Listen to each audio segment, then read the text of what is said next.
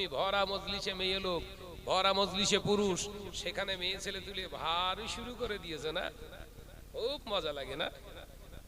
হ্যাঁ, এমনি সময় ওয়াজ করো, মহিলা শিল্পী যারা ওয়াজ করছে এরা সব জাহান্নামার খোরাক, মহিলারা যারা স্টেজে গজল গাইতে ওঠে এরা সব জাহান্নামায় যাবে। আর তুমি নিজে সেই মহিলাদের কণ্ঠস্বর বসে বসে শোনো আর পান চিবাও, খুব ভালো লাগে না? তোমার তুলোর মতো আসাবে, কবরে ঢোকো। হ্যাঁ মৌলী সাহেব, তোমার তো জ্ঞান, বিশাল জ্ঞান দেখতে পাচ্ছি, দাদা হুজুরের থেকেও জ্ঞান বেশি। ফারুকে আজম ওমর রাদিয়াল্লাহু তাআলা থেকেও তুমি বেশি বোঝো। ফারুকে আজম ইবাদতের মতো একটি জায়গা বন্ধ করে দিলেন মহিলাদের। ইবাদত যদি করতে হয় নিজের বাপের ঘরে, স্বামীর ঘরে, ভাইয়ের ঘরে, ওখানে যে নামাজ পড়ো, ওটাই হবে তোমার মসজিদে আসা সওয়াব। সুবহানাল্লাহ বলে একবার জোরে হবে না সুবহানাল্লাহ? সচরাচর আমরা সাধারণত দেখি একটা মেয়ে জেনারেল শিক্ষায় শিক্ষিতা হতে, কলেজ, আপনার স্কুল, কলেজ, ইউনিভার্সিটিতে ভর্তি হতে গিয়ে ওর চরিত্র লুণ্ঠিত হয়। কথা বলছে না কেন?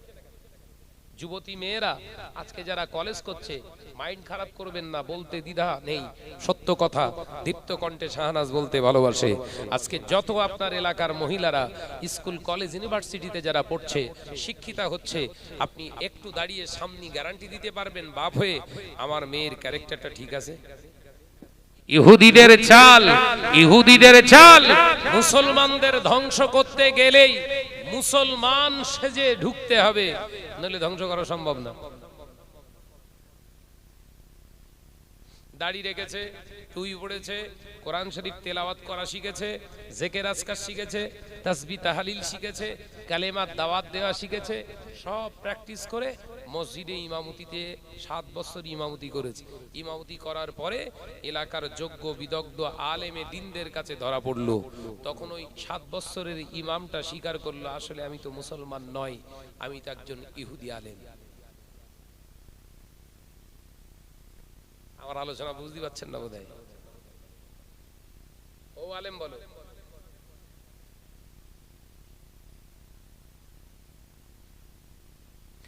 ভাইরা, আমার নজনেরা, যুবকেরা, ছেলেরা, বাচ্চারা, পর্দানশীনা মা ও বোনেরা, আল্লাহ নবী তো জানে বাদশাহ হাবিবুল্লাহকে, নবী জনাবে মুহাম্মদুর রাসূলুল্লাহকে সাল্লাল্লাহু আলাইহি ওয়াসাল্লাম যে কর্মগুলো আমাদের দেখিয়ে গিয়েছে, ওই কর্মগুলো আমাদের জীবনে আনতে হবে।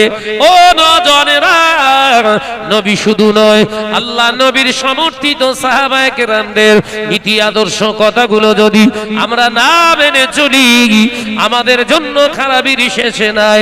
আল্লাহ নবী 1 তারিখে যখন ইন্তেকাল হয়ে গেল, আল্লাহ নবীর ইন্তেকালের পরে সাহাবায়ে কেরামদের ভিতর থেকে সিদ্দিক আকবর হযরতে আবু বকর সিদ্দিক রাদিয়াল্লাহু তাআলা আনহু খলিফা আসনে নিযুক্ত হলেন, খলিফা আসনে বসলেন। সাহাবায়ে কেরামেরা সিদ্দিক আকবরের সময় হযরতে আবু বকর সিদ্দিক রাদিয়াল্লাহু তাআলা আনহু হুজুরের পিছনে ছেলে মেয়ে সবাই নামাজ আদায় করতে লাগলেন। ও নজনেরা, 2 বছর এইভাবে চললো। কিন্তু ফারুক আযম যখন খলিফা আসনে নিযুক্ত হলেন, হুজুর আমার খলিফা নির্বাচন করে মদিনার জমিনে দাঁড়িয়ে বললেন, ও মদিনার আবাল বৃদ্ধ বনিতারা, ও নারীরা, ও মদিনার রমণীরা, আমি ফারুক আযম ওমর জানিয়ে দিলাম, আজকের পর থেকে মদিনার মসজিদুন নবী শরীফে পুরুষদের সঙ্গে নারীরা আর জামাতে নামাজ পড়তে পারবে না। সুবহানাল্লাহ, জোরে বললেন না?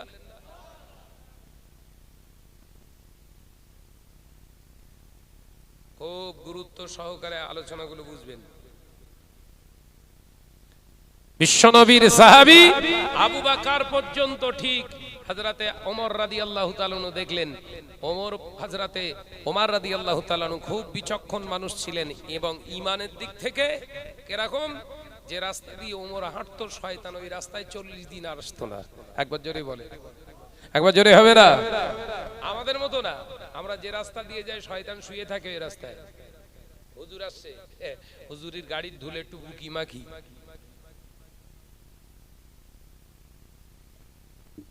যে বিশ্বনবী সাহাবী আবু বকর সিদ্দিক রাদিয়াল্লাহু তাআলা আনহু, হুজুর আমার কি দুনিয়ায় তিনি খলিফা পদে 2 বছর রাষ্ট্র চালালেন, খলিফা হিসাবে নির্বাচিত হলেন। 2 বছর রাষ্ট্র চালিয়ে সিদ্দিক আকবর ইন্তেকাল করলেন। বিশ্বনবী সাহাবীরা ঠিক করলেন ফারুকে আজমকে এই আসনে আসক্ত আমরা করতে চাই, আসনে বসাতে চাই। সকলে সমর্থন দিয়ে হযরতে ফারুকে আজমকে খলিফা নির্বাচন করলেন। হুজুর এবার মসজিদুন নববী শরীফে খুতবা দিচ্ছে কি, ও নবী পাকের সাহাবীরা শোনো, আজকে থেকে পুরুষেরা কেবল মসজিদে নামাজ পড়তে পারবে, আজকের পর থেকে কেউ আর নারীরা মসজিদে আসবে না।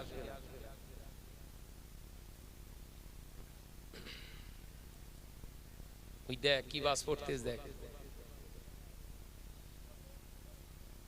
মহিলাগুলোর এত নির্লজ্জ হয়ে গেছে, ওরা ধারণার বাইরে, ওদের কথার সাউন্ড হারাম। বিশ্বনবীর সাহাবীরা অবাক হলেন না। ফারুকে আজমের কথা শুনে সাহাবায়ে কেরামরা কেউ প্রশ্ন করলেন না, কেন রাসূলুল্লাহ করেছেন, আবু বকর সিদ্দিক করে গেছেন, আপনি কেন নিষেধ করছেন? হিম্মত নেই। কারণ কি, ফারুকে আজম এমন একজন নীতি আদর্শের মানুষ, রাসূল পাকের পঙ্খানুপঙ্খানু প্রতিটা আমলের সঙ্গে তার জীবনটা চালাতেন। একবার জোরে বলুন, একবার জোরে হবে না? এবং ঈমানের দিক থেকে এতটা স্বচ্ছ যে ওমর যে রাস্তা দিয়ে যায়, শয়তান ওই রাস্তায় আসা ভুলে যায়, 40 দিন ওই রাস্তায় আসে না। ওমর যে রাস্তা দিয়ে যায়, শয়তান উল্টো রাস্তা দিয়ে পালায়। একবার জোরে বলে। অর্থাৎ ফারুকে আজম যে সিদ্ধান্তটা নিয়েছে, এর নিশ্চয়ই এর ভিতরে নিহিত কোনো কারণ আছে। ফারুকে আজমকে স্পেশালি কিছু সাহাবায়ে কেরাম জিজ্ঞাসা করলেন, হুজুর এইটা করেছেন খুব ভালো, কিন্তু আমরা জানতে চাইছি হঠাৎ করে আজকেরে কেন বললেন? বিশ্বনবীর জালিল কদর সাহাবী হযরতে ফারুকে আজম বললেন, এর কারণ হলো আমি ওমর দেখতে পাচ্ছি মসজিদে নারী এবং পুরুষেরা একত্রিত এসে নামাজ আদায় করছে, এর ভিতরে ফিতনা তৈরি হওয়ার সম্ভাবনা আছে।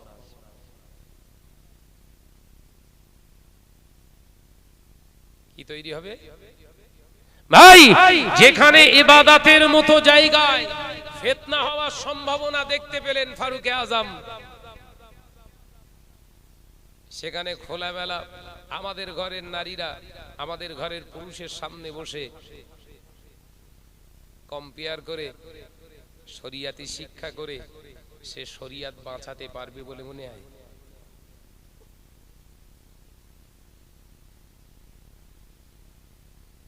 দাদা পীর রহমাতুল্লাহ আলাইহির নীতি আদর্শ কেন আমরা ফলো করি? দাদা পীর রহমাতুল্লাহ আলাইহি 800 মাদ্রাসা করলেন, করে তিনি বলে গেলেন মহিলাদের শরিয়াতি শিক্ষা করাও দরকার, কিন্তু আমি আবু বকর মনে করি তাদেরকে শিক্ষা দিতে গেলে ঘরের গার্জেন মাহরম পুরুষ দিয়ে, নিজের রক্তের সম্পর্কিত পুরুষ দিয়ে তাদেরকে শরিয়াতি শিক্ষা দেবে। যদি একান্তই ঘরে এরকম শিক্ষিত মানুষ যদি না পাওয়া যায়, তাহলে কোন গায়ের মাহরম কোন পুরুষকে দিয়ে যদি শিক্ষা দিতে হয়, তাহলে সে যেন বয়োজ্যেষ্ঠ মুরব্বী হয়। সুবহানাল্লাহ বলেন। এই কথা বলছেন না কেন? তার ভিতরে যেন এ নীতি আদর্শ থাকে, সে শরিয়াতি শিক্ষা দিবে, ওই নারীটা শিক্ষা অর্জন করবে, কিন্তু সরাসরি যেন ওই নারীর মুখটা এই পুরুষটা না দেখতে পায়, ওই পুরুষটার মুখটা এই নারীটা যেন না দেখতে পায়, পর্দার আড়াল থেকে শিক্ষা দেবে। আমি আবু বকর বলছি নারী শিক্ষা তো অবশ্যই দেওয়ার দরকার, কিন্তু শরিয়াত জবাই যেন না হয়। একবার সুবহানাল্লাহ বললেন না? হযরতে মুজাদ্দিদ জামানের চিন্তাটা ওমর রাদিয়াল্লাহু তাআলা আনহুর চিন্তার সঙ্গে মিলছে না মেলে না? জোরে বলবেন না? এখনকার 3 পাতার মৌলী সাহেব বাংলা ভাষা শুদ্ধ করে পড়তে পারে না, বলতে পারে না, ঘুষ দিয়ে চাকরি করে, ও বড় বড় বাতেলা মেরে সমাজকে ভুল জায়গায় চালনা করার চেষ্টা করছে। নারী শিক্ষার দরকার আছে, নারী কোরআন হাদিস পড়বে, উসুল তাফসীর পড়বে, নারী মুহাদ্দিস হবে, মুহাদ্দিসা হবে, বিরাট বড় মুফাসসিরে কোরআন হবে, নারী ভারী বিরাট বড় আলেমা হবে, তাফসীরের কিতাব পড়বে, বিরাট কিছু করবে, আমি অবশ্যই সাপোর্ট করি। তোর দ্বিমত আমি নই, আমি শুধু জানাতে চাই ও শিখে ও নিজে আমল করতে পারবে তো? কথা বলছেন না কেন?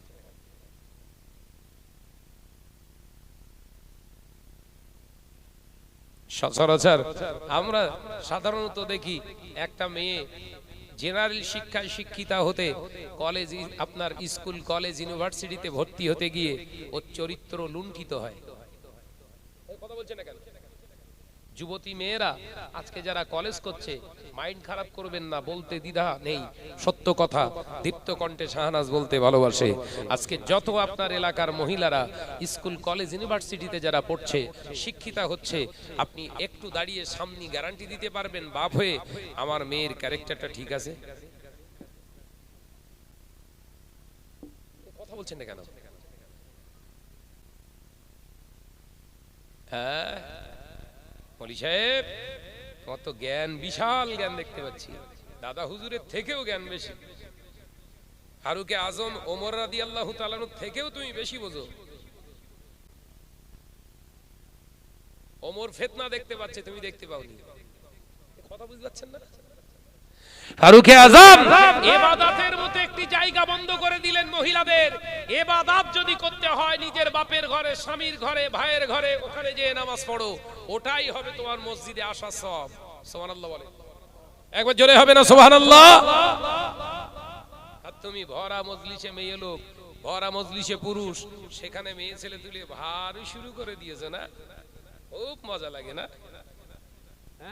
এমনি সময় ওয়াজ করো, মহিলা শিল্পী যারা ওয়াজ করছে এরা সব জাহান্নামার খোরাক, মহিলারা যারা স্টেজে গজল গাইতে ওঠে এরা সব জাহান্নামায় যাবে, আর তুমি নিজে সেই মহিলাদের কণ্ঠস্বর বসে বসে শোনো আর পান চিবাও, খুব ভালো লাগে না? তো তুলোর মতো আসাবে, কবরে ঢোকো।